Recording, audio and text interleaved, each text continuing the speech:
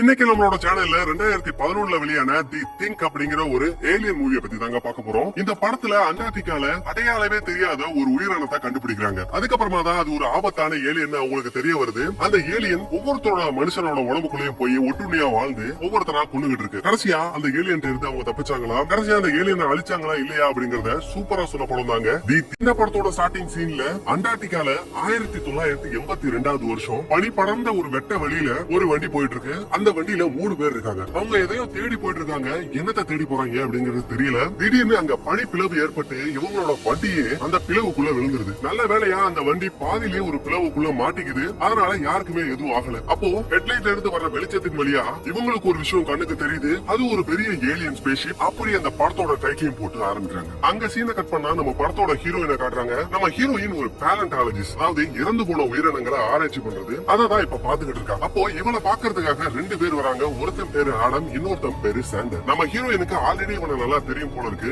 இப்ப நம்ம ஹீரோயின் கிட்ட அண்டார்டிகால 48 மணி நேரத்துக்கு முன்னாடி ஒரு ஸ்பெசிமெனை கண்டுபிடிச்சிருக்காங்க. அத பத்தி ஆராய்ச்சி பண்றதுக்காக எங்களுக்கு ஒரு பேலண்டாலஜிஸ்ட் தேவைப்படுறாங்க. நீங்களும் வரீங்களா அப்படின்னு கேக்குறப்போ நம்ம ஹீரோயினுக்கும் அவளோட துறையில ஏதாவது சாதிக்கணும் அப்படின்னு ஒரு ஆசை. அதனால நானும் கண்டிப்பா வரேன்னு சொல்லிட்டு அவங்க கூட கிளம்பி அண்டார்டிகாக்கு போறோம். ஒரு வழியா நம்ம ஹீரோயினும் அந்த ஸ்பேஸ்ஷிப்பை கண்டுபிடிச்சாங்கல்ல, அந்த இடத்துக்கு வந்துட்டாங்க. அங்க எட்வர்டுங்கிற ஒருத்தரை காட்டுறாங்க. அவனை இன்ட்ரோடியூஸ் பண்ணிக்கிட்டு இன்னும் 2 பேர்த்த இன்ட்ரோடியூஸ் பண்ணி வைக்கிறான். ஒருத்தன் கண்ணாடி போட்டிருக்கான், கண்ணாடிக்காரனே சொல்லிப்போம். இன்னொருத்தியோட பேரு ஜூலியட். இப்ப அந்த எட்வர்டு ஸ்டார்டிங் சீன்ல ஒரு பெரிய ஸ்பேஸ்ஷிப்பை பாத்தீங்கல்ல, அந்த ஸ்பேஸ்ஷிப்புக்கு நம்ம ஹீரோயினை கூட்டிட்டு போய் காட்டுறான். நம்ம ஹீரோயின் வியந்து போய் பாக்குறாங்க. அவ்வளவு பெரிய ஒரு ஸ்பேஸ்ஷிப் அது. அந்த எட்வர்டு என்ன சொல்றான்னா, நாங்க ஆராய்ச்சி பண்ண வரைக்கும் இந்த ஸ்பேஸ்ஷிப் 1,00,000 வருஷங்களா இதே இடத்துலதான் இருக்குங்கிறான். சரி, ஓகே, இதே வியந்து பாத்துக்கிட்டு இருந்தா எப்படி, வாங்க உங்களுக்கு இன்னொன்னு காட்டுறேன்னு அந்த எட்வர்டு பனியிலேயே உறைஞ்சு போன ஒரு ஸ்பெசிமெனை காட்டுறான். அதை பார்த்துட்டு நம்ம ஹீரோயின் வாயை போக்குறான். இதை வெளியில எடுக்க எவ்வளவு நேரம் ஆகும் அப்படின்னு எட்வர்டு கேட்கிறான். நம்ம கிட்ட இருக்கிற எக்யூப்மெண்ட் வச்சுதான் அது எவ்வளவு நேரம் ஆகும் அப்படின்னு என்னால சொல்ல முடியுங்கிறான். ரைட்டு, உறைஞ்சு போன நிலையில இருக்கிற அந்த ஸ்பெசிமெனை எப்படி வெளியில எடுக்க முடியும் அப்படின்னு ஒரு டிஸ்கஷன் போயிட்டு இருக்கு. அங்க பீட்டர்னு இன்னொருத்த வரான். எவ்வளவு பேர்றாடே புரியலடா. அதுக்கப்புறமா எல்லாரும் நைட்டு தூங்கிடுறாங்க. காலையில அந்த உறைஞ்சு போன ஸ்பெசிமெனை தனியா வெட்டி இவங்க இருக்கிற இடத்துக்கு கொண்டு வந்தாங்க.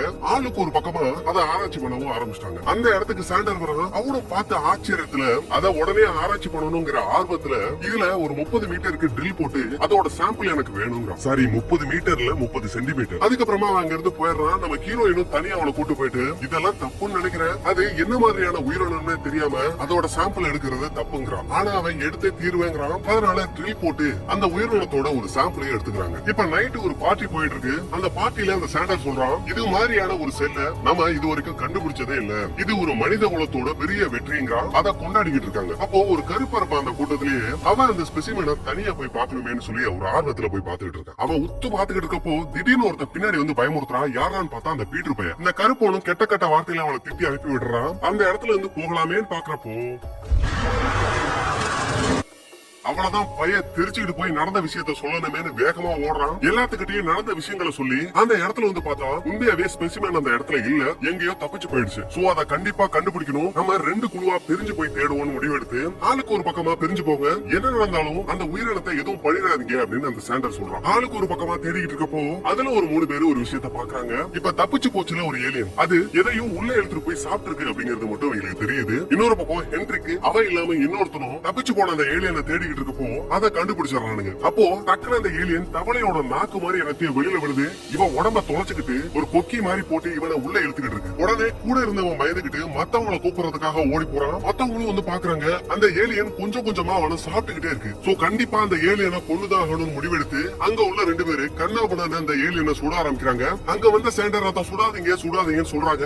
ஆனா அவங்க கேட்கிற மாதிரியே இல்ல. அப்போ அந்த ஏலியன் மேல போயிடுது. அதை எரிச்சாதான் அதை சாகடிக்க முடியும்னு தெரிஞ்சுக்கிட்டு ஒரு பெட்ரோல் கேன் அது மேல தூக்கி போட்டு அந்த ஏலியனை மொத்தமா எரிச்சு சாகடிச்சிடறாங்க. இப்போ அந்த ஹென்ரிக்கு இறந்து போயிட்டான் இல்லையா, அவன் இறந்து போன விஷயத்தை நினைச்சு எல்லாருமே ஃபீல் பண்ணிட்டு இருக்கப்போ அங்க அந்த சாண்டர் வந்து உங்களை யாரும் அந்த ஏலியனை சுட சொன்னாங்க அப்படின்னு கேக்குறான். நீ என்ன லூசாயா, அது ஒண்ணும் மனுஷன் கிடையாது, அது ஒரு ஏலியன், ஒருத்தனை கொண்டுகிட்டு இருக்கு, அதை எப்படி நம்ம சாகடிக்காம இருக்க முடியும்னு கேக்குறாங்க. அதுல ஒரு சில பேரு அந்த ஏலியனை மொத்தமாவே நம்ம அழிச்சிடலாம் அப்படின்னு சொல்லிட்டு இருக்காங்க. இப்போ மறுபடியும் அந்த எரிஞ்சு போன ஏலியன் இருக்குல்ல, அதை ஆராய்ச்சி பண்றதுக்காக மறுபடியும் இங்க தூக்கிட்டு வந்துட்டாங்க. அதோட வயித்துல ஏதோ நண்டோட ஓடு மாதிரி இருக்கு. அதை பொழந்து பார்த்தா உள்ள ஹென்ரிக் இருக்கான். அதை பார்த்துட்டு ஹீரோயின் அந்த ஏலியன் செத்த மாதிரியே தெரியல, அதோட செல்களை மறுபடியும் அது புதுப்பிச்சுக்கிச்சு அப்படிங்கிற. இப்போ மறுபடியும் அந்த ஏலியன்ல உள்ள சாம்பிள்ஸ் எடுத்துக்கிட்டு இருக்கப்போ இப்ப செத்து போனால ஒருத்தன் ஹென்ரிக்னு ஒருத்தன் அவனோட கையில உள்ள பிளேட் வெளியில வந்திருக்கு. அதாவது அவன் கை உடஞ்சு போயிருக்கு. அவனோட கையை ஜாயின் பண்றதுக்காக வச்ச பிளேட் வெளியில வந்திருக்கு. இது எப்ப வெளியில வந்துச்சு அப்படின்னு யோசிச்சா அந்த ஏலியன் என்ன பண்ணுதுன்னா அந்த ஏலியனோட செல்கள் ஆற்றல அந்த மனுஷனோட உடம்புக்குள்ள செலுத்தி அவங்களோட உடைஞ்சு போன எலும்புகளை கூட சரி பண்ணுது அப்படிங்கறத கண்டுபிடிக்கிறாங்க. இப்ப நம்ம ஹீரோயின் அந்த இறந்து போனால ஹென்ரிக்கு அவனோட சில சாம்பிள்ஸ் எடுத்துட்டு வந்து மைக்ரோஸ்கோப் வழியா பாக்குறாங்க.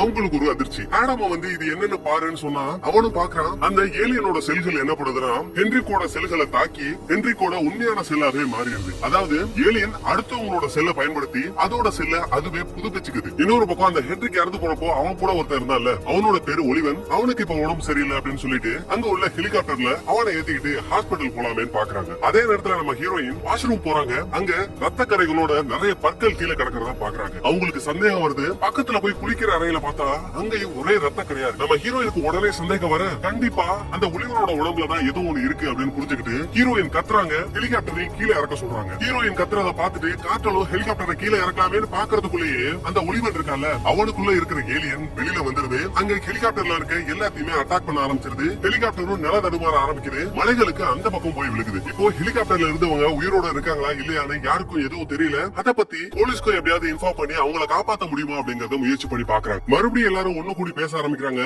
அப்பதான் நம்ம ஹீரோயின் அவ கண்டுபிடிச்ச விஷயங்கள் எல்லாம் அங்க உள்ளவங்கள்ட்ட சொல்றா. அதாவது மனுஷனோட செல்களை ஏலியன் பயன்படுத்திக்கிட்டு அதோட செல்களை அது புதுப்பிச்சுக்குது. அது மட்டும் இல்ல, நான் வாஷ்ரூம்ல இருந்து இந்த பற்களை பார்த்தேன். குளிக்கிற அறையில நிறைய ரத்த கரைகளையும் பார்த்தேன். அதை யாரோ துடைச்சிருக்காங்க. சோ கண்டிப்பா இன்னும் அந்த ஏலியன் இங்க இருந்து போகல. இன்னொருத்தரோட உடம்புக்குள்ள அந்த ஏலியன் இருக்கு. உங்கள யாரோ தான் அந்த ஏலியன் சொல்றாங்க. ஆனா அங்க உள்ளவங்க ஆபத்து தெரியாம இந்த இடத்துல இருந்து நாங்க போக போறோம்ங்கறாங்க. யார் உடம்புல அந்த ஏலியன் இருக்குன்னே தெரியல. இப்போ என்ன பண்றதுன்னே தெரியாம நம்ம ஹீரோயின் முழிக்கிறப்போ அங்க ஜூலியட்னு ஒரு பொண்ணு இருப்பால, அவ இங்க உள்ள எல்லா வண்டியோட சாவியும் நம்ம எடுத்துடலாம். அப்பதான் இங்க உள்ளவங்க வெளியில போக மாட்டாங்கன்னு ஒரு ஐடியாவை சொல்றா. நம்ம ஹீரோயினும் அந்த சாவிகளை தேடி அவ கூட போயிட்டு இருக்கா. நல்லா பேசிட்டு இருந்த அந்த ஜூலியட் திடீர்னு உருமாற ஆரம்பிக்கிறா. அவளோட உடம்புலதான் அந்த ஏலியன் இருக்கு. அடி பாவி, இதுக்குதான் என்னைய தனியா கூட்டு வந்தியாடி அப்படின்னு நம்ம ஹீரோயினும் அங்க இருந்து தெரிச்சு ஓட ஆரம்பிக்கிறா. அந்த ஏலியனும் நம்ம ஹீரோயினை துரத்திக்கிட்டே இருக்கு. வந்த வேகத்துல அந்த கண்ணாடிக்காரன் குறுக்க வந்துடுறான். கிடைச்ச வரைக்கும் லாபம்னு அந்த ஏலியன் அவனும் ஒரே சுருவா சுருகி அவனை கொஞ்சம் கொஞ்சமா கொண்டுகிட்டு இருக்கு.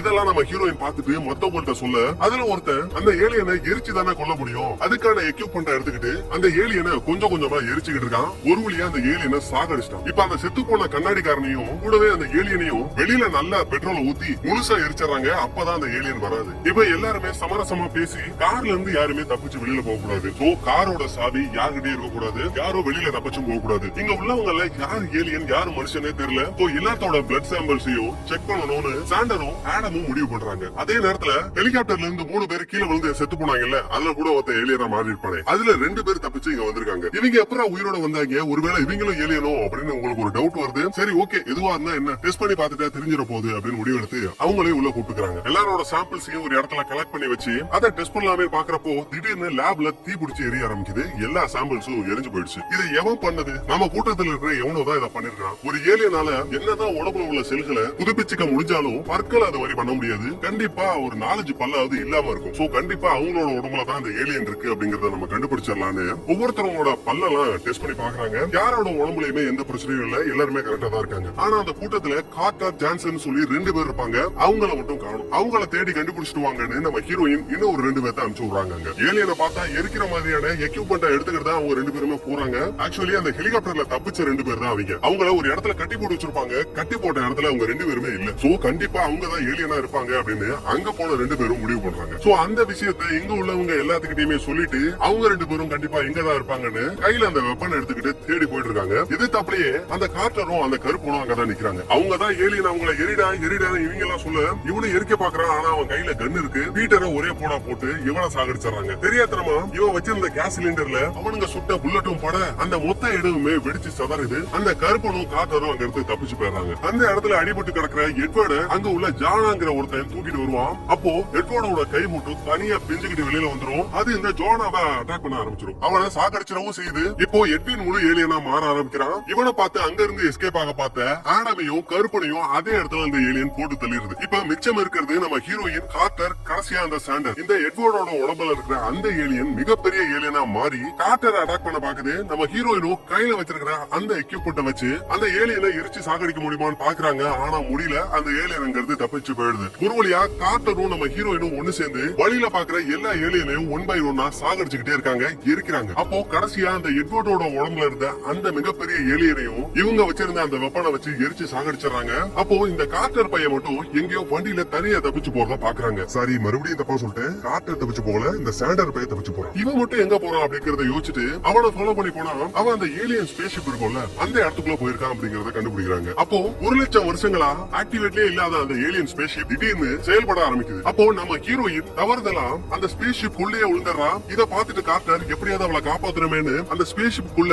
வேற வழியில நுழைறான். நம்ம ஹீரோயினும் அந்த ஸ்பேஸ்ஷிப் குள்ள போய் பார்த்தா அங்க வித்தியாசமான விசித்திரமான விஷயங்கள் நிறைய இருக்கு. அப்போ முழுசா ஏலியனா மாறின அந்த சாண்டர் இவ பின்னாடி வந்துடுறான். இவளையும் அட்டாக் பண்ணி சாகடிக்க பாக்குறான். நம்ம ஹீரோயினும் அவங்க கிட்ட இருந்து தப்பிச்சு அந்த ஸ்பேஸ்ஷிப்ல அங்க இங்கேயுமா ஓடுறான். அங்க ஒரு கிரனேட் இருக்கதையும் பாக்குறான். அத ஒரு வழியா கையிலேயே எடுத்துறான். நம்ம ஹீரோயினையும் அந்த ஏலியன் விடுற மாதிரி இல்ல, தரத்தானே எழுதிட்டு போகுது. அப்ப நம்ம ஹீரோயின் கையில வச்சிருந்த அந்த கிரனேடை எடுத்து அந்த ஏலியனோட வாயிலே போட்டுறான். அந்த ஏலியனும் வெடிச்சு சிதறுது. கரெக்டா அந்த இடத்துக்கு கார்னல் வர அவனை கூட்டிக்கிட்டு அந்த ஸ்பேஸ்ஷிப்பை விட்டு வெளியே வராங்க. ஆக்டிவேட்ல இருந்த அந்த ஸ்பேஸ்ஷிப் இப்ப மறுபடியும் பழையபடி ஆஃப் ஆயிடுச்சு. இப்போ கடைசியா தப்பிச்சது நம்ம ஹீரோயினும் இவனும் மட்டும் தான். பார்த்தா அவனும் அந்த ஏலியனால பாதிக்கப்பட்டிருக்க விஷயம் நம்ம ஹீரோயினுக்கு தெரிய வருது. என்ன மன்னிச்சிரு, நீயும் அந்த ஏலியனால பாதிக்கப்பட்டிருக்க, உன்னால மத்தவங்களுக்கு எதுவும் நடக்கக்கூடாது அப்படிங்கறதுக்காக அவனை எரிச்சு சாகடிச்சுட்டு கடைசியா நம்ம ஹீரோயின் மட்டும் தான் அந்த இடத்துல இருந்து தப்பிச்சு போயிருக்கான். அதுக்கப்புறமா காலப்போக்குல அந்த இடத்துல யாருமே உயிர் வாழ முடியாத ஒரு சூழ்நிலை ஏற்படுது. நான் இதை சொல்ல மறந்துட்டேன். ஸ்டார்டிங் சீன்ல ஒரு நாய் காணாம போயிருக்கும். கூடவே பாதியிலேயே லார்ஸ்ங்கிற ஒருத்தனும் காணாம போயிருப்பான். எல்லாரையும் தேடி அந்த ரெஸ்கியூ டீமும் இங்க வந்திருக்கும். இப்போ அந்த ரெஸ்கியூ டீம் கூட பேசுறாங்கல்ல இந்த